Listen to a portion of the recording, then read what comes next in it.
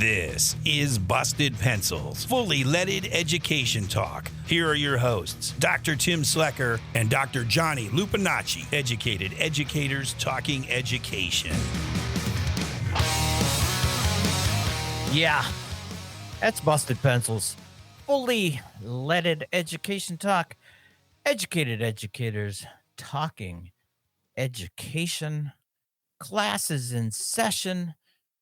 Dr. Johnny Lupinacci, producer Jess, in the house. What's happening? Johnny, what's going on in your world, man? Hey man, it's fully feeling like spring.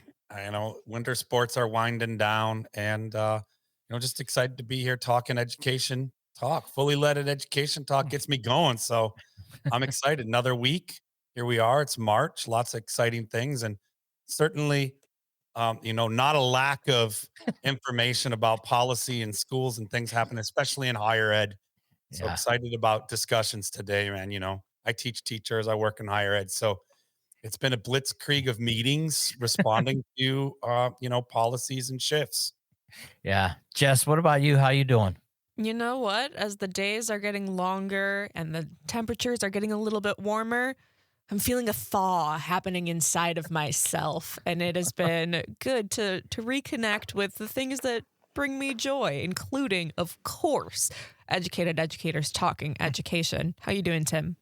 Hey, yeah, it's one of those things. It's like, yeah, the days are longer. There seems to be a little bit more sunlight. There's something there that makes you go, okay, yeah, I think we can get through this.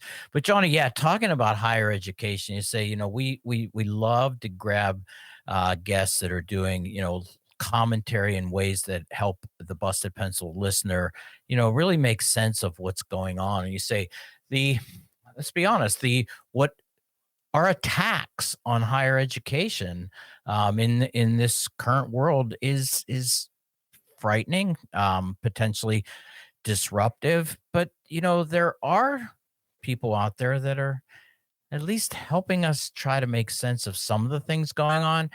And John Marcus, he is a veteran education journalist. He doesn't just report on higher ed, he holds a mirror up to it. His latest piece from the Hechinger Report explores how colleges are scrambling to rebrand humanities degrees as job-friendly in an effort to boost enrollment, improve their worth in a job market obsessed with hard skills. Welcome to Busted Pencils, John Marcus. John, how you doing? I'm great. Thanks so much for having me. All right, so in the middle of the attack on higher education, you're bringing out this piece. Now, does the rebranding or the repackaging of the humanities predate the Trump administration? Is it a reaction to the Trump administration? I wonder if you can just kind of give us a general sense of, and or the people going, wait a minute, I didn't even know the humanities were being rebranded.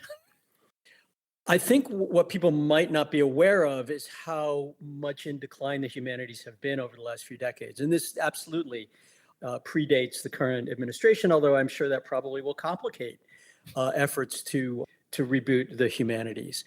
It's important to keep in mind in the midst of all this chaos that colleges and universities are still operating every day and teaching students behind all of the attacks on DEI and all of the other things that are happening.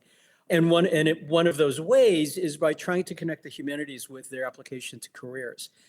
I don't think that any student can be blamed for wanting to know what they're getting for their money. There's a point at which how much colleges and universities charged for tuition shifted the responsibility to them to make the case to the consumer of what they were getting. And I think a lot of people, and we've seen that in enrollment numbers going down, a lot of people don't think they're getting their money's worth. So this attempt to rebrand the humanities is a practical way of kind of attracting enrollment back to subjects that have lost a lot of it. Johnny, think about this though too, right? Enrollment declines. I mean, I actually understand enrollment declines in higher education pretty personally, and knowing what can happen there.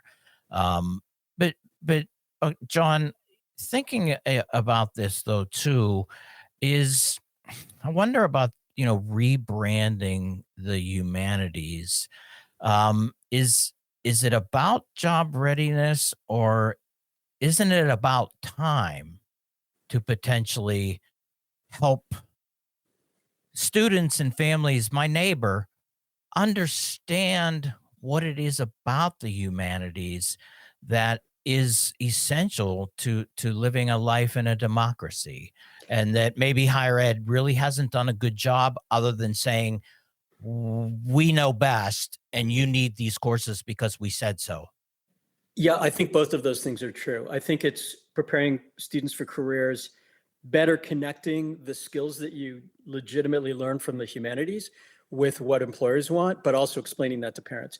And to your point, no, higher education has done an absolutely abysmal job at promoting the humanities. When you would ask, why should I take a humanities course? The answer you would get from a liberal arts college president would be, because we're creating citizens of the world and imparting knowledge, and people's eyes glaze over. That to them doesn't add up to what they're paying for. It's not telling them anything practical or specific. And I was at a conference of humanities educators where, to my kind of amazement, this was fairly recent, they took out a whiteboard and started writing down ideas for how do we make people believe again in the humanities. And I'm thinking, are you just now getting around to that? This is you've seen this massive decline over the last 20 years, and now you're figuring that out. But someone made a great comment in that conversation. They said two of the worst words in America right now are liberal and arts. And if you're trying to promote a liberal arts education, it's really challenging. Hmm. But the value of it is incontrovertible. And I'm saying that not only because I'm an English major, I'm saying that because if you ask employers, they want those skills. They tend to be called soft skills, which I think is a really bad term because it sort of discounts them. These are essential skills that you need, that you learn from the humanities, how to communicate, how to problem solve, how to work in teams. And those are what the humanities teach. Johnny Lupinacci. Well, yeah, I mean, I couldn't agree more, Tim. I think this is a great conversation to be having because I like when the mirror is held up to us in higher education. How are we, best serving our larger community, but especially our community of incoming students? I think it's brilliant to be, mapping pathways to their careers and thinking about how, whatever subject it is we teach contributes to those career pathways that young people are excited for. I mean, that's the that's the beauty of being in education. And even if you don't know, I think it's really helpful for, universities writ large, higher education. I mean, our K-12 schools do this too and always work on this. How do we help young people find what they love to do, to get really good at things that they have a passion for and to go in that direction? That helps, like you said before, Tim, helps develop citizens who contribute to a strong economy, to a strong democracy, to that well-roundedness. And as we know from the humanities, I mean, I'm a humanities scholar myself. I mean, there is a lot of ways that what we learn in the humanities apply to, and I'm with you, John. I don't like the labels, like the hard skills, soft skills. It's just the skills, the diverse skill set that a well-rounded education brings in to, your profession.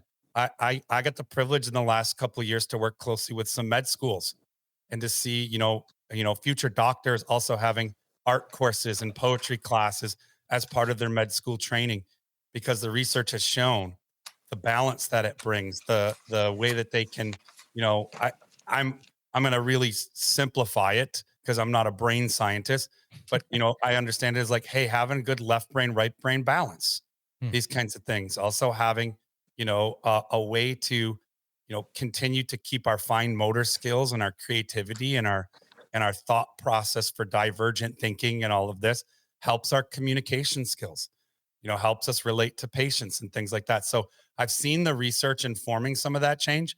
I think the political climate has heightened how we talk about it. But like John is saying here too, it's been happening for a while. It's maybe long overdue, but it is happening. And it's exciting to see examples of where it's happening in successful ways. So love what you're writing about too, John. Thank you. We're teaching, essentially what you're talking about is teaching people how to think.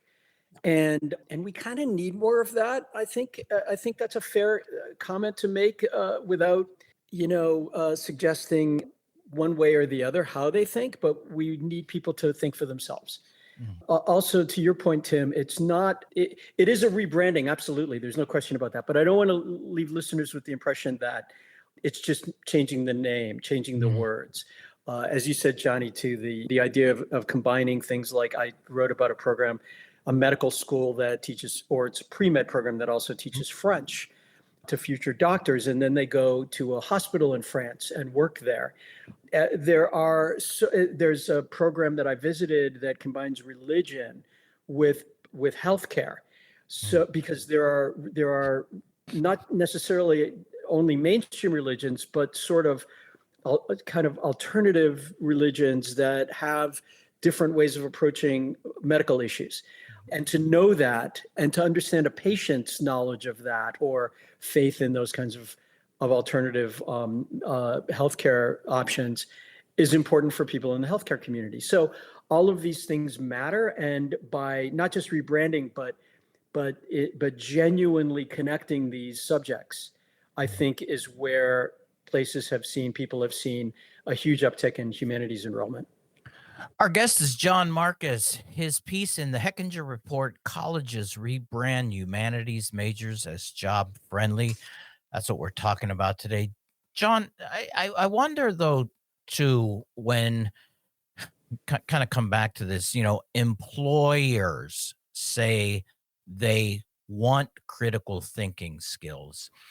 I wonder though, too, if the employers understand that what they're asking for are humanities.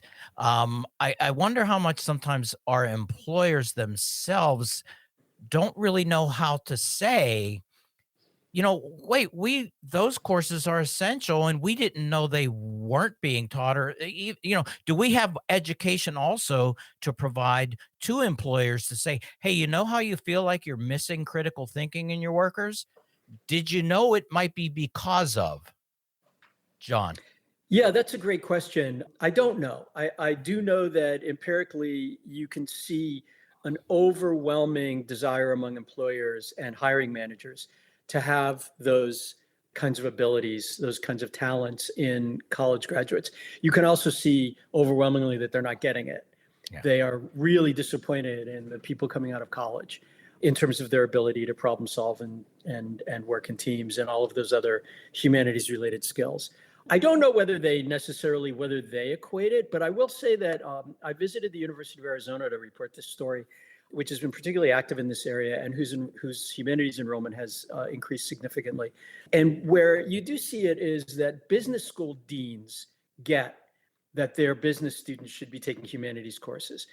Medical schools and pre-med programs and the sciences want their students to take these. So at least within academia, and you would have to imagine that a business school dean is at least somewhat connected to the real world and to what employers want who take their graduates. They get it, and they want those kinds of connections. Johnny, what do you think? Jump in there, man. And I love this because I mean, at a glance, when we start to talk about this, we might think of our like gut reaction, like, hey, we're, instrumentalizing the humanities, we're kind of butchering it, as a way to kind of package better learning to be a computer programmer. So I like what John said, because words, Tim, I always say words matter. Mm-hmm. Right. And I know John's on board with that. I mean, he's a journalist and a humanities major himself. But the way that John's talking about this and that we're having this conversation, you hear it, you could say, hey, they're just trying to rationalize, utilizing the humanities to get better at being a programmer or to, whatever the other hard science or tech related degree is. And that's just not the case. So we really want to word it in a way like we're having this conversation to talk about that it's value enhancing. It's bringing these worlds together. It's moving into a 21st century era where the kinds of problems and innovative thinking that we need, they require development of empathy. They require creative thinking. They require, like John said, learning about different cultures, right? And when we do that, right, we become stronger at what we are also really interested in doing. And so I think the more that university programs and really all the way through our education bring that together, it's not one in order to get the other. The two really help you be a strong contributor to your career. All true, but I would take issue with one thing. Who cares if they're rationalizing it to make somebody think they need to take the humanities to be a coder, as long as they take the humanities. And what you said is absolutely true and very eloquent. But let's just tell people, take the humanities, you're going to get a job. I mean, just speak their language and not academic language, as so many people in academia often do. No offense. That we should just make that case, and if we want people to understand it. Well, and I think I'm speaking to, and we've said this before on the show, the need for, and I'll put the mirror up to even myself, to have humility in our academic work. It is really important. This is not an attack on the value that you bring to your university or your students. And I'm talking to faculty, researchers out there, but it's like John's saying, it's having some humility and understanding that even if a student is instrumentalized our passion and our career, that you are making them a better, well-rounded person, and they're going to be better at what they do.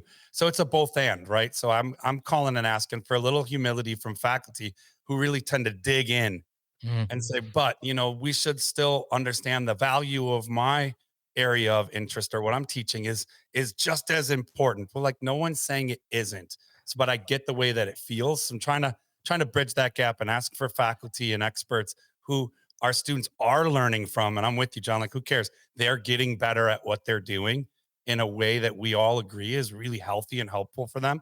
Especially industry is telling us this is the kind of worker that we want. So I kind of, I'm poking at that too, saying, hey, faculty folks out there, you're great teachers, have some humility. And I'm with John too. Like, okay, who cares? We're not instrumentalizing in a way to devalue what you bring, but John, to help really fortify it. Oh, I wonder too, kind of bridging off this, the work that you've done that went into this article, you cite Arizona State. I mean, so there's a small private liberal arts college in Michigan that read this, wants to know more or how to do this. Are there places they can learn other than Arizona State? I mean, what do you know? Because I could see, as you say, a business college dean, maybe even a provost out there going, man, we got to get busy on this. What are some best examples maybe that are out there already? Yeah, it's actually, I should just to correct you, it's University of Arizona, not Okay. Arizona State. Sorry. Yep. But I think that's sort of hilarious, because University of Arizona took out a billboard in Phoenix near Arizona State, promoting the humanities and telling people to come to the University of Arizona to learn about them. A number of places that are doing this best, and I think this is really important to think about, is technical universities. Virginia Tech, Georgia Tech, they have extraordinary programs that incorporate the humanities into other programs in the sciences. And for example, Virginia Tech has an mid-career executive program for people from big tech firms that uses the humanities entirely to help them be better leaders. I think that's evidence in itself, and it's oversubscribed. That's evidence in itself of how important people who are in the business of knowing this stuff, why this stuff is important, they think this is valuable, and that's a great example of it. So Emory does this, Georgia Tech I mentioned, Virginia Tech, University of Arizona, Central Michigan University, which has had huge decline in humanities enrollment, and it has just incorporated this idea of applied humanities. So yeah, there are a number of places across the map that are doing it. Man, so much we can be continuing to talk about. Our guest was John Marcus. Check out his piece in the Hechinger Report. Colleges rebrand humanities majors as job friendly. Hey, if you're an institution out there wondering why that decline is happening, hey, check that out. Reach out to us. I'll put this out there too. Go to bustedpencils.com. Yeah, the newly launched website. It's out there. It's live. Send us your questions. We'll make sure that we get everything we can to John Marcus. And John, thanks for busting pencils with us. My pleasure. Thanks so much for having me. And now for your moment of Zen.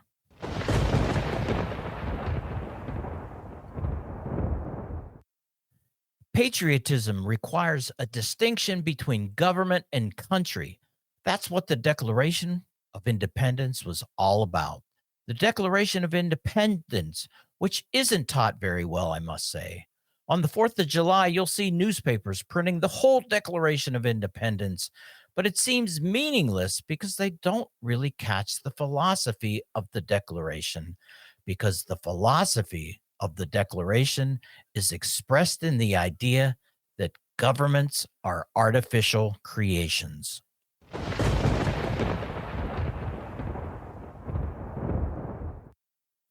Hey, thanks for listening to Busted Pencils Class in Session with education journalist John Marcus.